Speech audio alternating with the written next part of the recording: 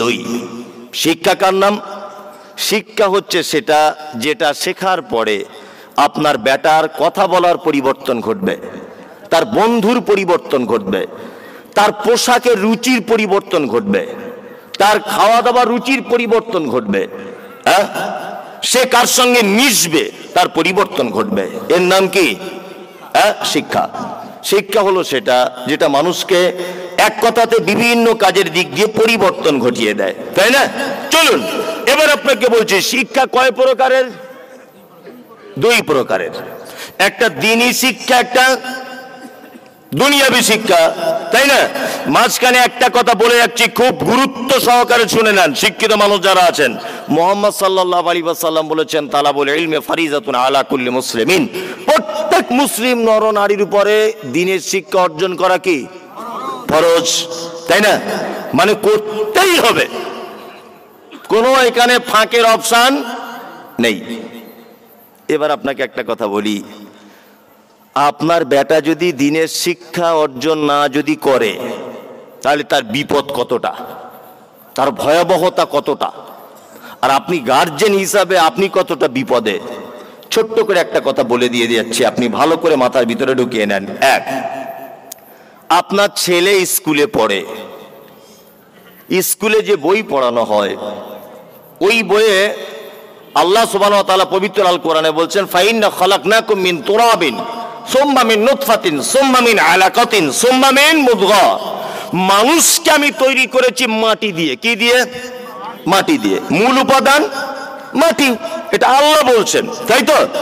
আপনার ছেলে এটা জানে না যে মানুষকে মাটি দিয়ে তৈরি করা হয়েছে। আপনার বেটা স্কুলে গেল, স্কুলে গিয়ে চার্লস ডারউইনের থিওরি, বানর থেকে মানুষ তৈরি করা হয়েছে। আপনার বেটা এটা স্কুলে শিখলো যে চার্লস ডারউইনের থিওরি, যে বানর থেকে মানুষ হয়েছে।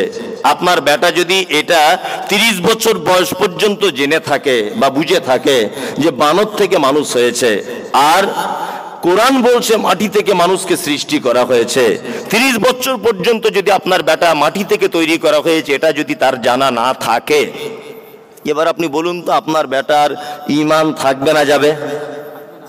যাবে। আর আমি এখনো পর্যন্ত মানে মনে মনে ভাবি আর কি, যে স্কুলে মাস্টার এসবগুলো পড়ায় কেমন করে? সামান্য ন্যূনতম জ্ঞানটুকু তো থাকা দরকার। হেডমাস্টারের ঘরে দেখবেন ক্যালেন্ডার টাঙানো আছে, ক্যালেন্ডারে ঠিক এইভাবে ছবি দেওয়া আছে, একজনে এরকম করে আছে, তারপরে একজন এরকম, তারপরে গড়িয়াল, তারপরে বানরের মতো দেখতে, তারপরে আরেকটু একজন হাফ প্যান্ট পরা, তারপরে একজন ফুল মানুষ। মানে বিবর্তন হতে হতে হতে হতে হতে মানুষ হয়েছে, এটা বোঝানো হচ্ছে ক্যালেন্ডারে, থাকে না?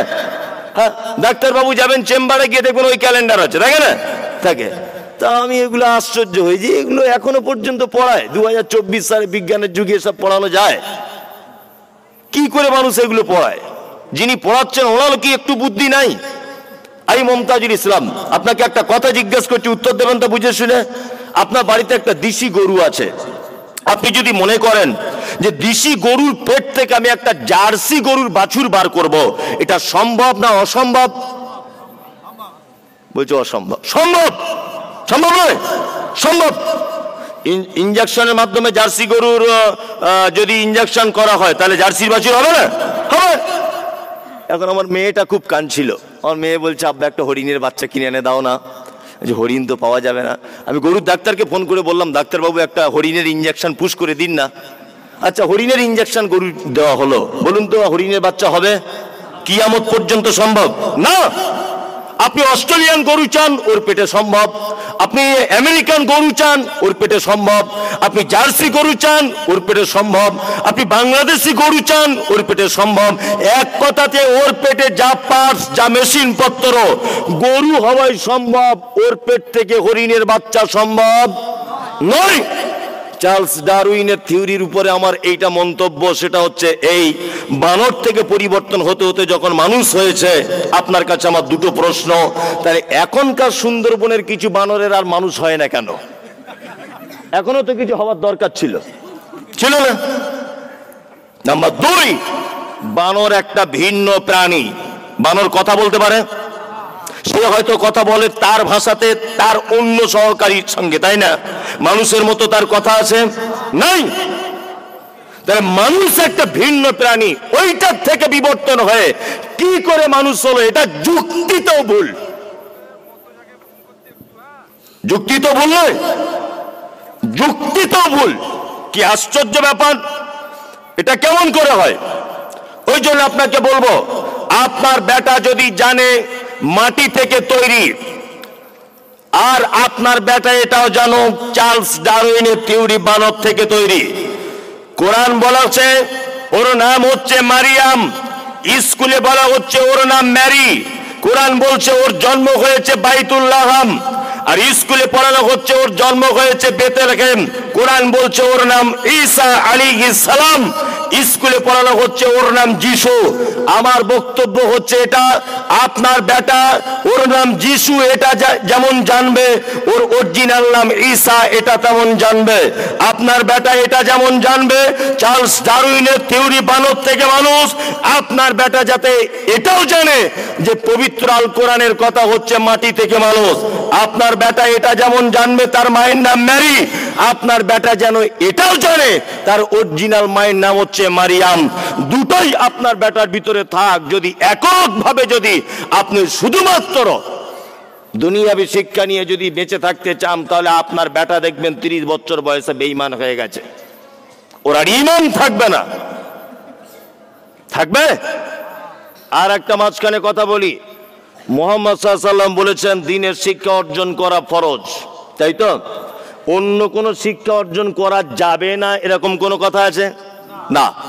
আপনার ছেলে ব্যারিস্টার হোক, আপনার ছেলে মাস্টার হোক, আপনার ছেলে ইঞ্জিনিয়ার হোক, আপনার ছেলে উকিল হোক, আপনার ছেলে আইসি হোক, আপনার ছেলে বিডিও হোক, কোনো সমস্যা নেই। কিন্তু বিডিও হওয়ার পরে যেন এতটুকু নলেজ আপনার বেটার থাকে যে অপরের মাল আত্মসাৎ করলে কাবিরা পাপ হয়। কি বলছি বুঝতে পারছেন? আপনার ছেলে থানার বড় বাবু হোক, তার ভিতরে এতটুকু জ্ঞান যেন থাকে যে নিরপরাধ মানুষকে লকাবে ভরে দেওয়া এটা বড় পাপ। এতটুকু জ্ঞান আপনার ভিতরে যেন আপনার বেটার ভিতরে থাকে। দ্বীনের শিক্ষা অর্জন করা ফরজ মানে আমি এটা বলিনি যে আপনার বেটাকে ধরে মাদ্রাসায় ভর্তি করুন আর 15 বছর পরে বড় একটা পাগড়ি দিয়ে বাড়ি পাঠিয়ে দেবে, এটা মানে ফরজ কাজ চলে এলো না।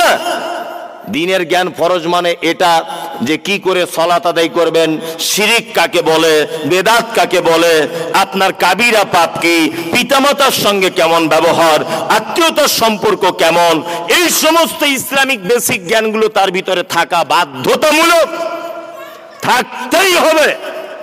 তাছাড়া আপনার বেটার ঈমান থাকতে পারে না। এবার একটা কথা আপনাকে বলে দিই, সেটা হচ্ছে এই, আচ্ছা বর্তমানে আমরা কোন শিক্ষার প্রতি বেশি লোভ আমাদের? জেনারেল দুনিয়াবী শিক্ষা। এর পিছনে কারণ আছে, কারণ নেই? মারাত্মক। এর পিছনে কারণ আমি আপনি দুজনাই, যতজন আছে এখানে সবাই। দেখুন মানুষ এখন বর্তমান 2024 আর কেউ পাগল নেই, সবাই কিন্তু হিসাব করতে শিখেছে। হিসাব করতে শিখেছে না? শিখেছে। আমি আমার বেটাকে পান্ডুয়ার একটা মিশনে পড়াই, পান্ডুয়ার তা তৌহিদ একাডেমিতে। তা বাড়িতে আলোচনা করছি যে ওকে ঘোড়ারাস মাদ্রাসায় ভর্তি করে দিব। তা আলোচনার উত্তর এটা আসছে বাড়ির অন্যান্য মানে মানুষদের পক্ষ থেকে যে ঘোড়ারাস মাদ্রাসায় পড়ানোর পরে কি হবে ছেলে?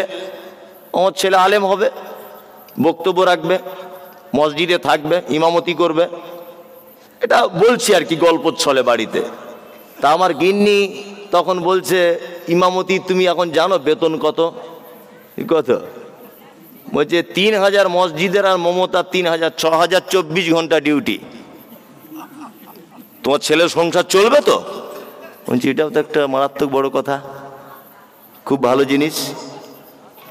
তখন আমার মা বলছে এক কাজ কর, ওকে মিশনে পড়া, যদি ডাক্তার হতে পারে আর 4টে রুগী দেখবে 4000 টাকা ইনকাম, শুধু গ্যাসের ওষুধ লিখে দেবে। তার মানে আমার মা আমার স্ত্রী ওরা মানে লাভ লসটা ব্যাপারটা বুঝতে চাইছে, চাইছে না? তাহলে আমি বাধ্য হয়ে বাড়ির সবার চাপে ওকে আমি মিশনেই ভর্তি করলাম। ভালো করে বুঝবেন, এটা কিন্তু গল্প বোঝানোর জন্য বলছি, অরিজিনাল ভাববেন না। এখন আমি বাড়ির চাপে ওকে আমি কি করলাম, মিশনে ভর্তি করে দিলাম। আচ্ছা এখানে একটা কথা আপনাদেরকে বলে রাখা খুব ভালো হবে, সেটা হচ্ছে এই আমরা এই হিসাব অনুযায়ী যদি একটা মসজিদের ইমামের বেতন যদি 5,000 6,000 যদি হয়, আর আপনি আপনার বেটাকে মাদ্রাসায় আর পড়াবেন না, শুধু তো মাদ্রাসায় পড়লে হবে না, তার সংসারটাও তো চলতে হবে না? আর মানুষের বাবা কত যে চালাকি। প্রথম একবার আমি মাদ্রাসায় পড়াশোনা করে ওই হুগলিতে ইমামতি করতে গেছিলাম কোনো একটা জায়গায়, তাই ইমামতি করতে গেছি, তা 2800 টাকা বেতন তখন আমার, 2800 মনে আছে এখনো, 2800 না 1800, সরি ভুল বললাম, 1800। তা আমি সেক্রেটারিকে বলছি 1800 টাকার বেতনে চলবে? এটা কেমন কেমন হচ্ছে না? তো বলছে না চলবে, আপনাদের টাকায় বরকত আছে আমাকে বলছে। আর ওর ছেলে চাকরির পরীক্ষা দিয়েছে, আমাকে এসে বলছে যে মৌলভী সাহেব একটু দোয়া করবেন যাতে চাকরিটা হয়ে যায়। তা আমি ওর মুখের উপরে বলে দিয়েছি, আমার তো ঠোঁট কাটা, মুখের উপরে বলে দিয়েছে আল্লাহ আপনার বেটার চাকরি দিক, তবে বেতন যেন আমার মতো হয়। তখন সেক্রেটারি বলছে এটা কেমন দোয়া করলেন, আপনার মতো বেতন হলে কি আর সংসার চলবে? আমার চলে কি করে? বলছে আপনাদের বরকত আছে, তাহলে এক কাজ করুন, আপনার বেটার মাইনে আর আমার মাইনে পাল্টাপাল্টি করুন, বরকতেরটা আপনি নেন, আর আপনার বরকত, আপনার যেটা বিনা বরকতে আমাকে দেন 30,000, দেখি কেমন লাগে। হ্যাঁ, বলছে না এটা কেমন করে? শুনুন, সমাজে মাদ্রাসা থেকে মানুষ বিমুখ, মাদ্রাসায় ছাত্র দিতে চাইছে না, দিনের শিক্ষা অর্জন করাতে তার বেটাকে চাইছে না, তার একটা কারণ, এর জন্য আমরা দায়ী। 5,000 টাকা ইমামের বেতন দিয়ে তার পিছনে 1 মাস রমজানে তারাবি পড়লে তারাবি হবে তো? হ্যাঁ, জান্নাত যেতে চাইছি ইমামের পিছনে, আবার বলছে 27 রাতে ইমাম সাহেব দোয়া করবেন, একটু কাঁদবেন যাতে আমাদেরও চোখে একটু পানি আসে। আর ইমাম এমনিতেও কাঁদছে 24 ঘন্টা, ওর বেতন কম। হ্যাঁ, মেয়ে ছেলে বাবা চিঠি করে জানিয়ে দিচ্ছে একটু এমন দোয়া করবেন যেন চোখে পানি আসে, রমজান মাস, 27 রাত, ওর চোখে পানি কি করে আসবে? মানে 5,000 টাকা দিয়ে চোখে পানি বার করে জান্নাত যেতে চাইছে। আশ্চর্য ব্যাপার। ঘটনা বাস্তব না বাস্তব? বাস্তব। মানুষ আজকে মাদ্রাসা অর্থাৎ দিনের শিক্ষা থেকে দূরে, তার একটাই কারণ যে দুনিয়াবি স্বার্থের ব্যাপারে আমরা আঘাত এনে দিয়েছি। লজ্জা শরমও নাই আমাদের। আশ্চর্য ব্যাপার। মসজিদের মার্বেল পাথর কে দেবে? তা আব্দুল্লাহ হাত তুলে বলছে আমি দিব। কত টাকা খরচা? বলছে 1.5 লাখ। বলছে একাই আমি দিয়ে দিব। অথচ আব্দুল্লাহর বেটা মসজিদের ইমামে মক্তবের কাছে কোরআন মাজিদ পড়ছে আজকে প্রায় 1.5 বছর। আব্দুল্লাহর বিবেকে হলো না যে আমার বেটা এবিসিডি যেখানে পড়ে সেখানে 500 টাকা বেতন, আমার বেটা কোরআন মাজিদ শেখাচ্ছে, প্রত্যেক অক্ষরে 10টা করে নাকি, ইমাম সাহেব বাড়ি যাওয়ার সময় 200 টাকা অন্তত পক্ষ চা খরচা বাবদ দিই। আচ্ছা একটা লোক বলুন তো আমি দিই? একটা লোক বলুন? কেউ নেই, একজনও নেই।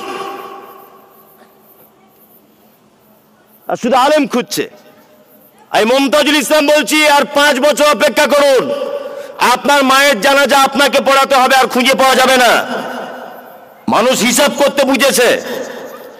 এই আলেমদেরকে যদি টিকিয়ে যদি রাখতে চান, আর এই শিক্ষাটাকে যদি আপনি টিকিয়ে রাখতে চান, অন্তত পক্ষে দুনিয়াবি চলাফেরাতে তাদেরকে একটু সুযোগ সুবিধা দেন। কি বললাম বুঝলেন না? একটু সুযোগ সুবিধা দেন। তাছাড়া আস্তে আস্তে মানুষ মুখ ফিরিয়ে নিচ্ছে। চলুন এবার আপনাকে বলে দিই, আল্লাহর নিকটে শিক্ষিত কারা? আল্লাহ তাআলা কোরআন মাজিদে বলছেন, কুল, নবী আপনি বলুন, হাল ইয়াস্তাবিল্লাযীনা ইয়ালামুনা ওয়াল্লাযীনা লা ইয়ালামুন, যারা জানে আর যারা জানে না তারা কি সমান? সমান? সমান নয়। বলুন তো এখানে আল্লাহ কি জানার কথা বললেন? হ্যাঁ, শুধু শিক্ষা বললে হবে না। আল্লাহ এখানে জানার কথা বলছেন যারা দ্বীনের জ্ঞান রাখে, যারা কোরআনের তেলাওয়াত জানে। এরা আর একটা অন্য লোক, সাধারণ লোক, এরা দুজনে এক নয়।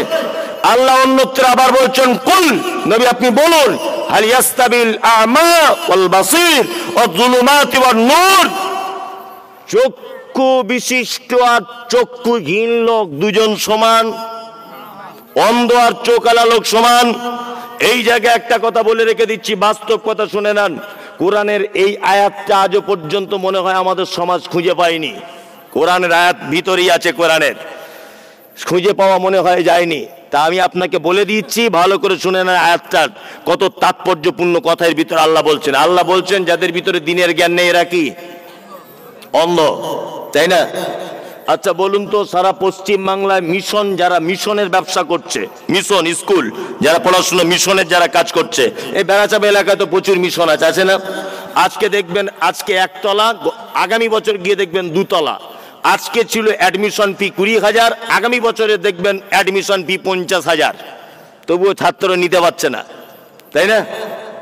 আর আমাদের মাদ্রাসাগুলো সারা পশ্চিম বাংলা তাকিয়ে দেখুন তো, গরুর গাড়ির মতো ধিক ধিক ধিক করে চলছে। আর শুধু বলছে ওগো আল্লাহ দয়াময় দয়ারি সাগর, 50 টাকা দান দিল জান্নাত পাঠিয়ে দাও, এই করছে। আর সারাদিন অটোমাইক নিয়ে ঘুরছে, বুঝছে না? আর মিশনে এত পড়াচ্ছে কেন ছেলে পিলে? অনেক কারণ আছে, এতে আমাদের 100% দোষ। কবে বুঝবেন এগুলো? আচ্ছা, মিশন যারা পরিচালনা করে তারা শিক্ষিত লোক না অশিক্ষিত লোক? কোন শিক্ষিত? জেনারেল শিক্ষিত, তাই না?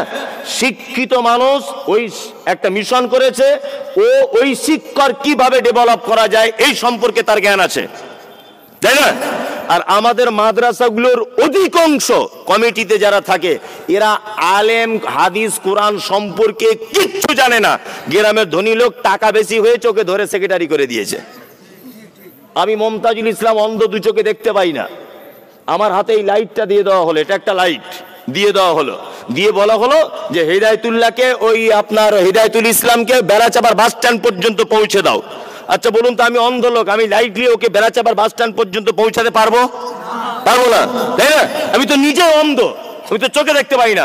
তার মানে আমার কাছে আলোর কোনো দাম আছে? দাম নাই। এবার আপনাকে বলছি, মাদ্রাসা থেকে দিনের আলো প্রচার হয় কি হয় না? হয়। এখন যেখান থেকে আলো ছড়ায়, যেখান থেকে আলোর ফ্যাক্টরির দায়িত্ব দেওয়া হয়েছে অন্ধ লোকেদের। সমাজ পরিবর্তন হবে? এখান থেকে কিছু আশা করা যাবে না। প্রত্যেক মাদ্রাসা তার একটা জ্বলন্ত প্রমাণ আপনাকে দিয়ে যাচ্ছি, শুনে রেখে দেন। উত্তর 24 পরগনায় অনেক মাদ্রাসা আছে, আছে না? উত্তর 24 পরগনার বাইরে অনেক মাদ্রাসা আছে, আছে না? আছে। যে মাদ্রাসা আলেম দ্বারা পরিচালিত না হবে সে মাদ্রাসা কখনোই ডেভেলপ হতে পারে না। তার একটা জ্বলন্ত প্রমাণ আপনারা জানেন, এতদিন পর্যন্ত ঘোড়ারাস মাদ্রাসা ছিল, ধুক ধুক ধুক 3টে রুম করে বসেছিল, 3টে রুম আর 12 জন ছাত্র। এতদিন সাধারণ মানুষ চালাচ্ছিল, এখন চালায় কে? আব্দুল হামিদ ফাইজি, তাই না? এখন মাদ্রাসা সারা পশ্চিম বাংলার ভিতরে মানে 10টা মাদ্রাসা থাকলে একটা সালাফিয়া ঘোড়ারাস, তাই না? পাশে তো আরো মাদ্রাসা আছে, আমি কারো নাম বলছি না, হ্যাঁ, পাশে আরো মাদ্রাসা আছে না? মাদ্রাসা ডেভেলপ হচ্ছে না, দিন দিন ছোট হচ্ছে। কোনটা ছোট হচ্ছে? কারণ অশিক্ষিত গেওয়ার লোককে দিয়ে মাদ্রাসা পরিচালনা করা হচ্ছে। তাই কি বলছি বুঝতে পারছেন? ওই জন্য আপনাকে বলছে, আল্লাহর ভাষা যে কোরআনের জ্ঞান যার ভিতরে নেই সে অন্ধ। অন্ধ মানুষের দ্বারায় বৃহত্তম কোনো কাজ কখনোই সম্ভব নয়। ওই জন্য আমি তো বলি, মাদ্রাসা মসজিদের যারা দায়িত্বে থাকবে তারা যেন আলেম হয়, অন্তত পক্ষে আলেম বলতে দিনের জ্ঞান যেন তাদের ভিতরে একটু আধটু থাকে। কি বললাম বুঝলেন? আর আপনাকেও বলছি, আপনি সব জায়গায় দায়িত্ব নিতে যান কেন? আপনারও তো নিজের জ্ঞান বুদ্ধি থাকা দরকার, যে বাবা আমি এই লাইনের লোক নয়, আমি কেন এই লাইনে যাব? কি বলছি বুঝতে পারছেন না? আল্লাহ তুমি আমাদের সঠিক বোঝার তৌফিক দান করো, আমিন। চলুন এবার আর একটা কথা বলি, শিক্ষিত মানুষের মর্যাদা কত? শিক্ষিত মানুষের মর্যাদা কত এটা বলে দিই? হ্যাঁ বলে দিই, সব সংক্ষিপ্ত। আমি অসুস্থ তো, ওই জন্য মানে যে বক্তব্য আমি রাখি সেটা রাখতে পারছি না আজকে, কারণ আমার বলতে খুব কষ্ট হচ্ছে, তারপরে বলবো শিক্ষিত মানুষের মর্যাদা কতটা। এক, আচ্ছা বলুন, ইসলামে কুকুর লালন পালন করা বৈধ না অবৈধ? অবৈধ। আল্লাহ নবী সাল্লাল্লাহু আলাইহি ওয়াসাল্লামের হাদিস, কেউ যদি ইচ্ছাকৃত বাড়িতে যদি কুকুর লালন পালন করে, প্রত্যেক দিন সকালবেলা তার আমলনামা থেকে 2টো উহুদ পাহাড়ের সমান নেকিকে আল্লাহ সুবহানাহু ওয়া তাআলা মাইনাস করে দিবেন। কি বললাম বুঝলেন? কি করবে? মাইনাস, নেকি মাইনাস। এবার আপনার তোমরা হাসছো কেন? মজা লেগেছে খুব না? সব হাসছে ওরা বসে বসে, যুবক ছেলেগুলো। একদম হাসিও না, এদিকে বেরো, হাসলে তোমার বিয়ে পড়িয়ে দেবো।